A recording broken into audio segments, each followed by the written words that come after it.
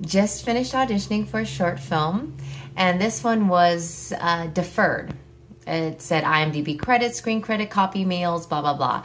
And usually I do not do free when it comes to films and shows anymore, only because I have enough on my reel, and it has to be a very special case, which this one happened to be, because she's not only mixed race or black, but she's British.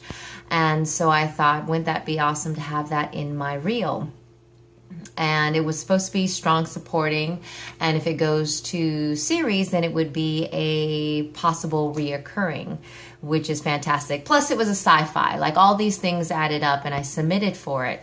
Walking in, I saw a beautiful Asian female behind the desk, and she happened to not only be the casting director but the writer and director. Now, when they introduced me to her, because I had looked at who the writer and director was, who the producer was, who the executive producer was, and kind of read really quickly who was a part of the project, I already recognized the name as soon as I walked in. So that's always a nice little thing to do. Know who the casting director is, know who the writer director is. They could be in the room.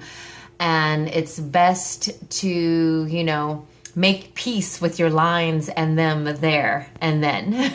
So she ends up going over the scene with me 3 times, 3 different ways. And I realized when I came home that she's also the director. And maybe that's the reason why she wanted to just see 3 different ways, because she was throwing 3 different things at me, which I found interesting. And I decided to look her up. And she's been on shows like Modern Family and Grey's Anatomy and Blackish and so many other things. She's also a writer, producer. She has her own company. And then I looked up Pedro Pascal, who's named the executive producer of this. And he's been on the Game of Thrones as the Red Viper, and which I knew. And he's been on Graceland and The Mentalist, and he's shooting something right now. And the other guy that's also part of the production has done other things as well. And so he's produced a lot of shorts, and he's been assistant director, but mostly producer, and directors here and there. But all these things that combine for a very well-made project. So those are the ones you want to focus in on. If you're going to do something for free and you're already at a space where it's like, I don't need to do anymore. I have my reel. I have, great scenes. They're shot well.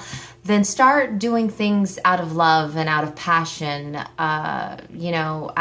things that you need and could use, but you also know it's going to be phenomenal when it's done.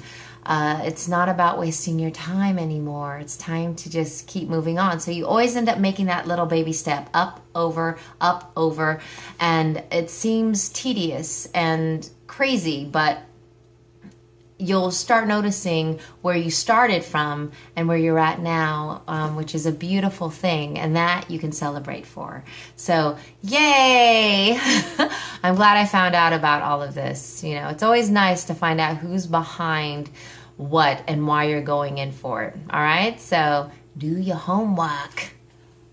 You don't want to miss out on a great audition, even if it's free, not realizing who may be involved and who might inspire you to get your stuff done as well.